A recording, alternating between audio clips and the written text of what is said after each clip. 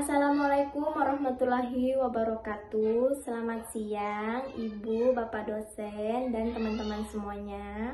Perkenalkan, nama saya Risma Devi. Saya dari Berau, Kalimantan Timur. Saya dari Prodi Ilmu Komunikasi. Di sini saya ingin menyampaikan hasil pemahaman saya dalam tugas 1 mata kuliah logika yang berkaitan dengan dua topik utama, yaitu jenis-jenis tren dalam logika dan logical fallacy atau yang sering disebut sebagai sesat pikir. Pertama, saya akan membahas tentang tren. Dalam logika, tren adalah unsur dalam dari sebuah proposisi. Tren bisa berupa kata atau frasa yang mewakili objek, orang, tempat, atau konsep. Tren ini penting karena menjadi dasar dalam menyusun argumen atau penalaran logis. Secara umum, tren dibagi menjadi beberapa jenis, namun di sini saya akan menjelaskan tiga jenis tren, yaitu yang pertama tren tunggal, yaitu tren yang mengacu pada satu objek atau individu tertentu saja.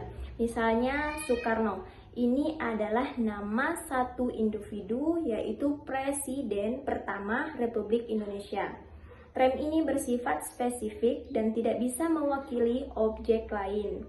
Yang kedua, tren umum, yaitu tren yang mengacu pada sekumpulan objek atau kategori yang memiliki karakteristik yang sama. Contohnya, mahasiswa. Ini mencakup seluruh individu yang berstatus sebagai mahasiswa. Jadi, bukan hanya satu orang, tetapi sekelompok orang yang berada dalam kategori tersebut. Yang ketiga, tren kolektif, yaitu tren yang merujuk pada keseluruhan suatu kelompok sebagai satu kesatuan. Contohnya pemerintah Indonesia. Meskipun pemerintah terdiri dari banyak orang dan lembaga, istilah ini digunakan untuk menunjukkan keseluruhan sistem sebagai satu entitas. Selanjutnya, saya akan membahas logical fallacy. Logical fallacy atau sesat pikir adalah kesalahan dalam proses berpikir atau berargumen yang membuat suatu kesimpulan tampak logis, padahal sebenarnya keliru. Fallacy ini sering muncul dalam debat, diskusi, bahkan tulisan ilmiah, dan bisa menyesatkan pemahaman kita jika tidak disadari.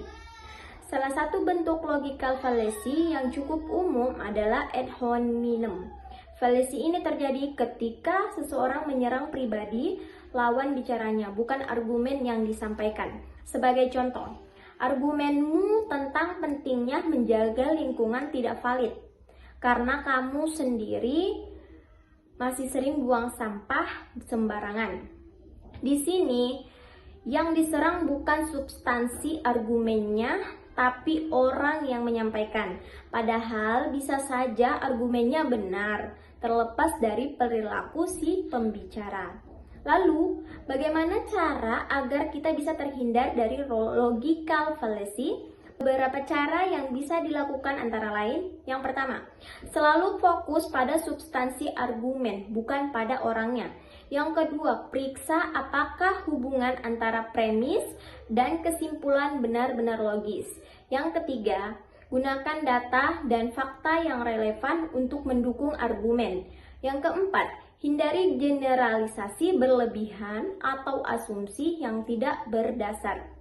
Dengan memahami jenis-jenis tren dan menyadari keberadaan logical fallacy, kita akan menjadi lebih kritis dalam berpikir dan menyusun argumen yang kuat dan valid. Demikian pemaparan dari saya, semoga